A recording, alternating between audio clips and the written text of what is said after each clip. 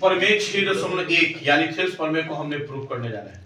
ये exam Bihar board 2024 के लिए काफी महत्वपूर्ण है और ऐसे भी हर साल ये आता रहता है, हर साल 1 साल 2 साल गैपिंग कर दो। तो आप इस प्रमेय को बढ़िया भली बातें समझिए, कई गुना आसान है। और इस प्रमेय को समझने से पहले आप याद रखिएगा, ये प्रमेय याद रखिएगा बस। अब देखिए इस बोर्ड में क्या लिखा हुआ है कि यदि त्रिभुज की एक भुजा के समानांतर अगर दूसरी भुजा होती है तो ये भुजाएं अन्य दो भुजाओं पर क्या करनी, कट करनी है, इनको एक ही अनुपात में बांटती है। यही आपका क्या है, थेल्स प्रमेय है। फिर से सुनिएगा, यदि त्रिभुज की एक भुजा के समानांतर दूसरी भुजा को खींचा जाता है, तीसरी भुजा को, तो ये दो भुजाओं को देखिएगा, दो भुजाओं को डी और ई पर काटती है, तो इनका अनुपात क्या होता है, एक ही होता है, यानी एडी बटा डीबी, ए बटा ईसी। आज जब भी ज्यामिति बनाया जाता है तो सबसे पहले दिया लिखा जाएगा, पहले फिगर बनाएगा, दिया लिखेगा, प्रमाण होगा, सिद्ध होगा, सब किया जाएगा। अब देखिएगा ध्यान से, सबसे पहले हम लिख रहे हैं फिगर जैसे बना दिए, अब लिखाएगा दिया है, क्या दिया है कि त्रिभुज एबीसी है। आप देख रहे होंगे त्रिभुज एबीसी है जिसमें बीसी के समानांतर डी खींचा गया है, बीसी के समानांतर डीई है, बस हो गया। तो आपको बताना है कि जब ये भुजा इस भुजा के समानांतर है, ठीक है ना, डी खींचा गया है, जो देखिएगा AB के डी पर, AB के डी पर तथा AC के E पर काट ली है। साबित क्या करना है भैया, सिद्ध में क्या करना है, ध्यान दीजिएगा, सिद्ध में करना है कि जब ये भुजा इस भुजा के समानांतर होगी, ये अन्य दो भुजाओं को एक ही अनुपात में काटती है। एक ही अनुपात का मतलब क्या हुआ कि AD बट्टा आपका DB, ध्यान दीजिएगा, AD बट्टा DB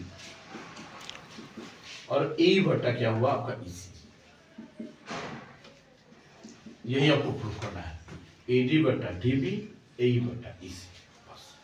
अब इसमें प्रूफ करने के लिए ये लाना है तो सबसे पहले हम रचना लेंगे, इसलिए कि बिना रचना के प्रूफ होगा नहीं, तो रचना लेना पड़ेगा। तो रचना के लिए हम क्या करेंगे, इसको dot dot dot dot dot dot dot dot dot dot dot line से मिला दिए, dot dot dot dot dot dot dot dot line से मिला दिए। तो यहाँ से इसको परपेंडिकुलर कर दिए, इसका नाम कुछ ले दिए एम, यहाँ से भी इसको परपेंडिकुलर कर दिए, इसका नाम दे दिए एम। चलिए देखिए तो यहाँ रचना में रचना लिखना पड़ेगा, और रचना में क्या लिखाएगा कि B को E से और C को D से मिलाया, B को E से तथा C को D से मिलाया, ध्यान देते रहिएगा। और भी देखिए इसमें काम हुआ है, इसमें देखिए EN लंब AD खींचा, EN लंब ने क्या है 90 डिग्री का कोण किस पे खींचा भैया, AD खींचा, AD तथा एक और देखिए इधर दिया होगा DM लंब AE डाला खत्म। अब हम लोग चलेंगे प्रमाण की तरफ। अब आया जाए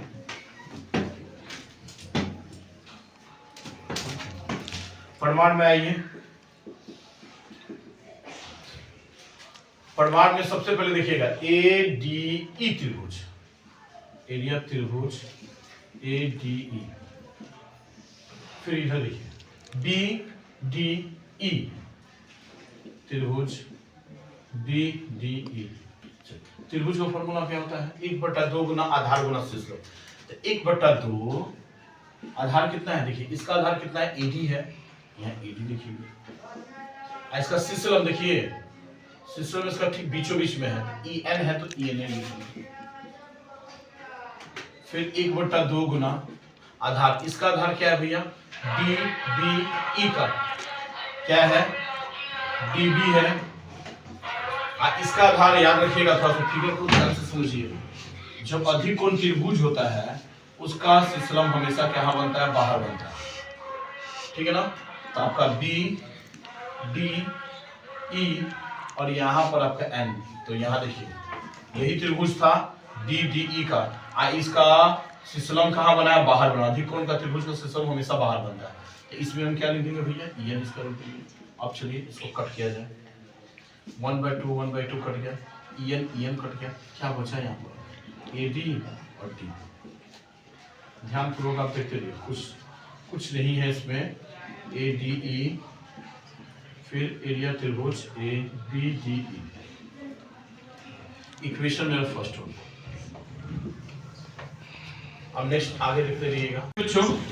अभी आप लोग यहाँ तक बनाए थे लोग, अब इसके आगे आएगा यहाँ पर। तो यहाँ देखिए, इसी प्रकार सिद्ध कर सकते हैं कि क्या सिद्ध कर सकते हैं, जिस प्रकार ADE और BDE बराबर आपका ED बटा DB आया है, उसी प्रकार सिद्ध कर सकते हैं कि AED और CED क्या होगा भैया, AE बटा EC। वही चीज लिखा हुआ है, ADE और CED वही यहाँ पर लिखा हुआ है। ठीक, अब दिया क्या है कि BC और समानांतर DE है। तो देखिए BC कहाँ आपका, BC और D, इस पूरे फिगर को हमने निकाल के यहाँ रख दिया है। पूरे फिगर को हमने निकाल दिया। अब ना क्लास 9th में चलना पड़ेगा और 9th चैप्टर को देखना पड़ेगा। उसी से ये फिगर निकले, उसी से ये निकाला हुआ है कि जब दो रेखाओं के समानांतर रेखाओं के बीच बने हुए दो त्रिभुज, कौन कौन त्रिभुज है देखिएगा ध्यान से।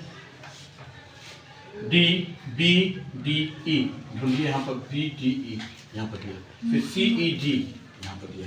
यानी जब दो त्रिभुज के, देखिएगा, जब दो समानांतर रेखाओं के बीच जब दो त्रिभुज बनते हैं, देखिए दो त्रिभुज 1 2, और दोनों का आधार एक ही होते हैं, तो इनके एरिया आपस में क्या होते हैं, बराबर होते हैं। एरिया क्या होता है आपस में, बराबर। इसलिए BDE और CED लिख दिए।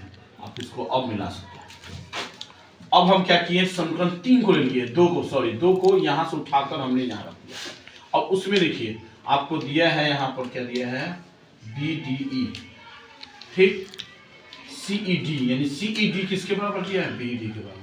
तो हम इसमें क्या करेंगे, CED को हटाकर किसके बराबर कर दिए, इसको हटाकर किसके बराबर, BD के बराबर कर दिए। बस सिंपल, आज 10 का 10।